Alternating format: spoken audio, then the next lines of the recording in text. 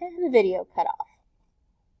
Anyway, here are our factors. We have divided our polynomial here by our factor, x plus 2, so we used negative 2 as k.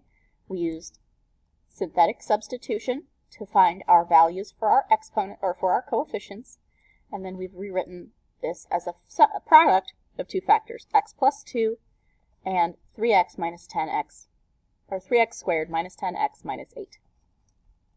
Now, I will factor 3x squared minus 10x minus 8 by finding factors of negative 24. 3 times negative 8 is negative 24. So I want factors of negative 24 that will add up to negative 10. And that answer is negative 12x and 2x. So I rewrite that negative 10x as a sum of negative 12x plus 2x. The 3x squared stays the same, the negative 8 stays the same, and I just bring this factor down on the outside here. Next, I will factor by grouping. So I group these two factors. I can pull a 3x out, and that leaves me with x minus 4. Here I can pull a 2 out, and that leaves me with x minus 4.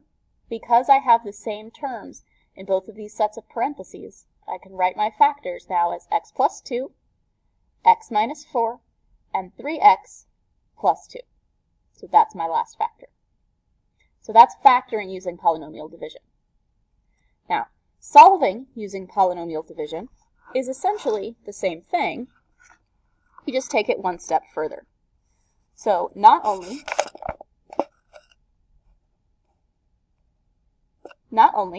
will we factor our polynomial using division, we will then set those factors equal to 0 to solve for our variable.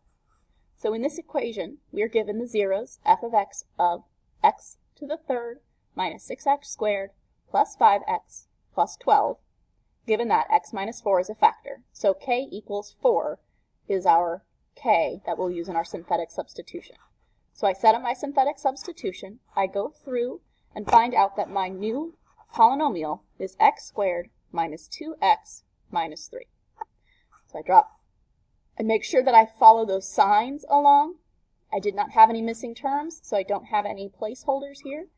And I just drop the 1 down. 1 times 4 is 4, plus negative 6 is negative 2, times 4 is negative 8, plus 5 is negative 3, times 4 is negative 12, plus 12 is 0. Then I have x cubed here, so I have x squared minus 2x minus 3. Now, I'm going to factor this term in between here, which factors out as x minus 3 and x plus 1. That's factors of negative 3 and 1, that add up to negative 2. Negative 3 plus 1 is negative 2. And then I have my x minus 4 on the outside here. So these are my three factors. Now, in order to solve or find the zeros of a function, I'm going to set each one of those factors equal to 0 and solve for x. X minus 3 equals 0, add 3 to both sides, x equals 3. Here, x equals 1. Here, x equals 4. And you'll notice from that remainder theorem that if we get a 0 remainder here, then this number is one of our zeros. That is, f of 4 would give us 0. And that's what we see here. F of 4 is 0, which means this is a 0, and we see that here with this x minus 4 being a factor. So it all sort of comes full circle. That is solving a polynomial using division.